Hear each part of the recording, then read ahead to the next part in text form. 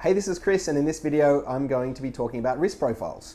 Now when anyone joins Stockspot, one of the things we ask them to do first is actually go through our online questionnaire where we ask questions about their investment time horizon, the sort of investment experience they have, whether they have any cash flow needs, and what sort of risk capacity they have.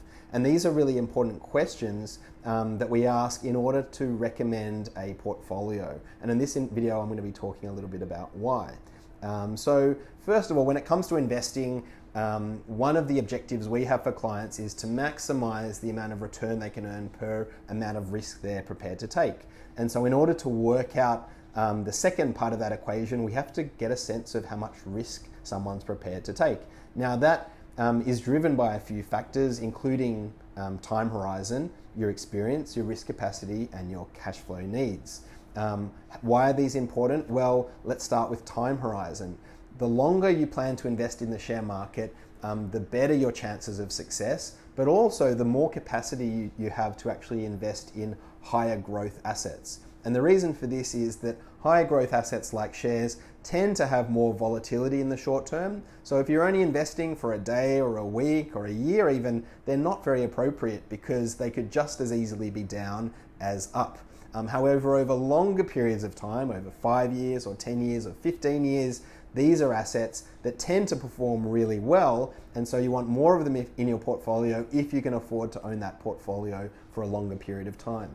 On the other hand, if your time horizon is short, and I'm talking a few years, because anything shorter than that, probably investing isn't appropriate at all, and you should be leaving your money in term deposits or cash. But if you've got an investment horizon of 3 years or 4 years or 5 years, you may not be able to have as much shares and other growth assets in your portfolio, just because the chances are the market could be quite volatile over that period, and you might not have enough time to recoup market drawdowns or market falls before you actually need that money out.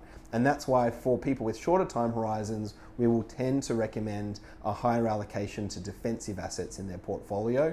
This is simply to improve the probability of a positive return over your investment time horizon.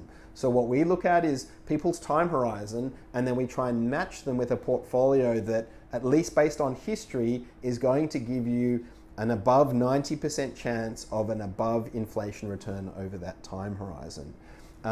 Now, another question we get asked about this is, if I've got a really, really long-term horizon, should I only be going all in on shares? And our answer to that is no. And I'll put a link below to one of the blogs we've written that goes into a bit more detail on this.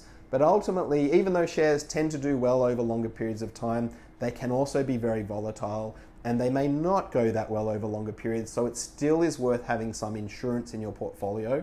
And for our clients, that's in the form of gold and government bonds. Now, there can be short or extended periods of equity markets, share markets not performing well, and these are the sorts of assets that will help to cushion that period or protect you over that period of time. You know, it could be a time of deflation or a period of stagflation in the economy that causes it. You know, we ultimately at Stockspot don't try and predict the future, but we try to have portfolios for our clients that are prepared for different market environments. So we're not prepared to put our clients 100% in shares, even if they've got a 10 or 15 year time horizon, because we don't think it's the right thing to do.